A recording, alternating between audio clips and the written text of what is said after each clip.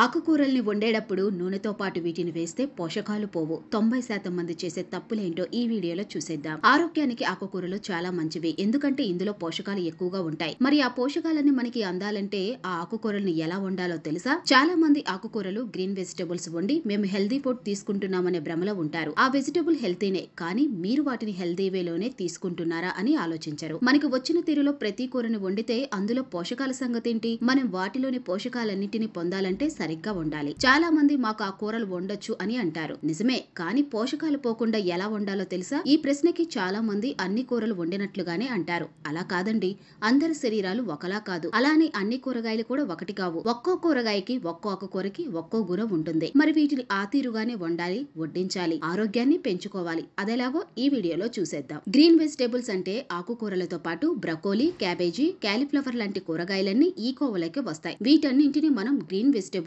అంటాం. ఇవన్నీ హెల్దీ కూరగాయలే. చాలా మంది ఆకుకూరల్ని కట్ చేశాక కడుగుతారు, కానీ అలా కాకుండా కట్ చేయక ముందు కడగండి. దీంతో పోషకాలు దూరం అవ్వవు. అలా కష్టం అనుకుంటే ఓ పని చేయండి, కట్ చేశాక కడిగేసి ఆ తర్వాత వేడి నీరు పోసి కాసేపు ఉంచండి. ఇదేం లాజిక్ అనుకోవద్దండి. దీంతో వండే టైంలో అవి త్వరగా ఉడికిపోతాయి, వంట త్వరగా పూర్తవుతుంది, పోషకాలు అలానే ఉంటాయి, రుచి కూడా అమోఘంగా ఉంటుంది. ఇక కూరగాయలని, ఆకుకూరల్ని ముందుగా స్టీమ్ చేసి వండటం వల్ల చాలా లాభాలు కూడా ఉంటాయి. దీంతో పోషకాలు తగ్గవు. అదే విధంగా వీటిని మరీ ఎక్కువగా ఉడికించకుండా జెంటిల్ కుక్ చేస్తే ఇందులోని vitamin C, B complex vitamins అలానే ఉంటాయి. ముఖ్యంగా బ్రకోలీ, ఆస్పరాగస్, గ్రీన్ బీన్స్ ను ఉడికించి చేయాలి. ఈ కూరగాయలని, ఆకుకూరల్ని వండేటప్పుడు నూనెతో కాకుండా వెన్న, నెయ్యితో వండితే అందులోని పోషకాలు తగ్గవు. కావాలనుకుంటే కొద్దిగా నూనె వేసి మరి కాస్త నెయ్యి కానీ వెన్న కానీ వేయండి. దీంతో మీ రుచితో పాటు ఆరోగ్యం కూడా చిక్కు చెదరదు.